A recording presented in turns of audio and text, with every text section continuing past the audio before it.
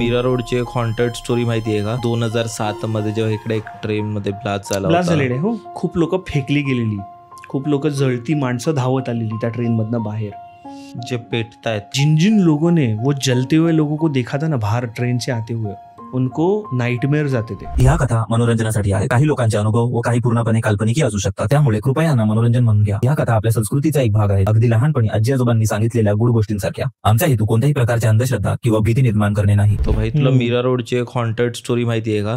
कुठली? की 2007 मध्ये जेव्हा इकडे एक ट्रेन ऍक्सिडेंट झाला होता, ट्रेन मध्ये ब्लास्ट झालेले हो, तेव्हा मी इकडेच होतो, मीरा रोडला नवीन राहायला आलेले. सो मला पण ती बहुतेक माहिती आहे. 2006 साली आम्ही एप्रिलला मीरा रोडमध्ये शिफ्ट झालेलो. आधी आम्ही चारकोपला राहायचो, कांदिवलीला. सो त्याच्यानंतरच हे सिरियल बॉम्ब ब्लास्ट झालेले.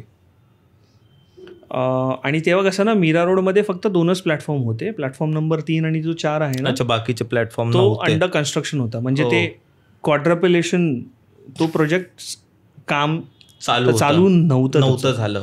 फक्त त्यांनी आहे ना, ते काय बोलतात, ती गॅप ठेवलेली, तिकडे काय रेल लाईन्स वगैरे हे नाही करत होते. म्हणून प्लॅटफॉर्म नंबर 1 आणि 2लाच हे व्हायचे, ट्रेन्स व्हायचे. आणि तेव्हा ट्रेनची फ्रिक्वेन्सी एवढी नव्हती.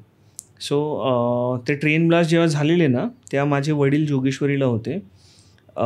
त्यांनी पण खूप हेल्प वगैरे पण केलेली, म्हणजे त्यांनी आणि त्यांच्या फ्रेंड्सनी.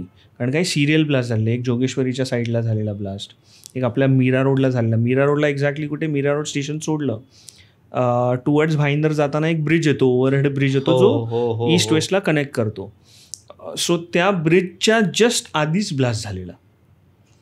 आणि झालेलं असं की खूप लोक फेकली गेलेली, खूप लोक जळती माणसं धावत आलेली त्या ट्रेनमधनं बाहेर.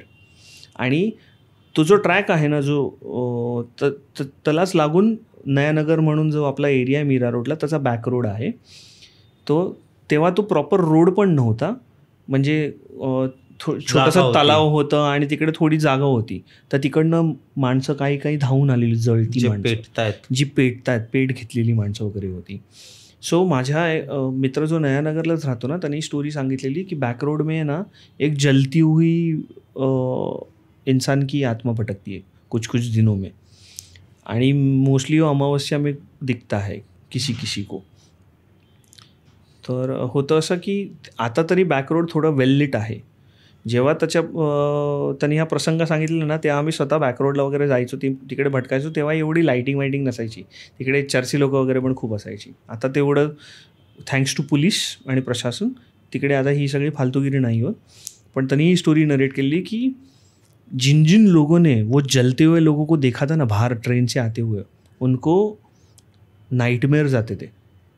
स्वप्न यायचं रात्री, म्हणजे त्यांना ते दिसायचं की जळती माणसं धावत येतात. काय हालत झाली असेल ना त्यांची, भयानक. अंगाला पेट लागतं आणि ते लोक त्यांच्या आयुष्यासाठी भीक मागत फिरतायत आणि तिकडेच त्यांचा मृत्यू होतो. आणि अकस्मात निष्पाप मृत्यू. आणि तिकडे म्हणजे मग माझ्या फ्रेंडनी सांगितलेलं की उधर ऐसा होता है कि वो जलता हुआ आदमी है ना, वो पटरियों से दौड़ के तुम्हारे पास आता है, बस इतना ही दिखता है तुमको, और कुछ नहीं दिखता. त्याला असं दिसलेलं? त्याला नाही दिसलेलं, त्याने ऐकलं, त्याच्या कुठल्या तरी फ्रेंडनी बघितलेलं. त्याला हॅल्युसिनेट झालं असणार. कारण का आपण ऐकतो ना, आपण ऐकतो आणि ते कधी आपल्याला एका ठिकाणी आपण जातो आणि बोलतो ना, अरे ये जगह ये हुआ था, मनात एक भीती निर्माण होते, किंवा तो इमॅजिन करायला लागतो, अरे हे जर झालं असेल तर कसं झालं असेल.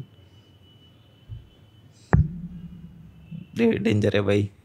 पण हा बाई, अशा खूप खूप खूप गोष्टी आहेत. आपण स्पेशली मुंबई लोकल बद्दल बोललो, कारण खूप लोकांचे तिकडे जीव गेलेत, खूप ॲक्सिडेंट्स होतात तिथे.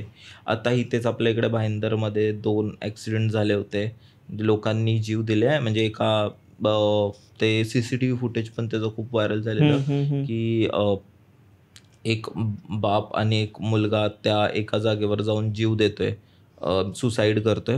आणि खूप दिवसानंतर असं झालं की आम्ही आणि आमची फॅमिलीची एक ट्रिप जात होती एकविऱ्याला असं. तर आम्ही सर्व भाऊ वगैरे, तर आम्ही ट्रेन पकडत होतो आणि लवकर 5 वाजता ट्रेन पकडायची होती. तर आमची ट्रेन बाई काहीतरी 4:50ची होती, ती 5:30 पर्यंत निघत नव्हती, येत नव्हतं. एवढं काय झालं बघितलं तर तिथे एक्झॅक्ट स्पॉटवर अजून एक माणसाचं तिकडेच त्यांनी सुसाईड केलंय. ते स्ट्रेंज होतं, कारण सेम जागेवर कसं कोण काय सुसाईड करू शकतं. म्हणून आपल्या घरातले बोलतात ना, ट्रेन वगैरे येते तर त्या थोडं लांब थांबा, ट्रेन खेचून घेते, किंवा ट्रेनमध्ये वगैरे असतो तेव्हा आपण असं बोलू नये लोकलमध्ये की चला येतो, किंवा बोलतात ना की त्यांना बोलवू नये. ते खूप आहेत गोष्टी, तर ते मम्मी किंवा आजी आपली सांगत असते. बरोबर. ॲक्च्युली कसं आहे ना, ते सत्य आहे.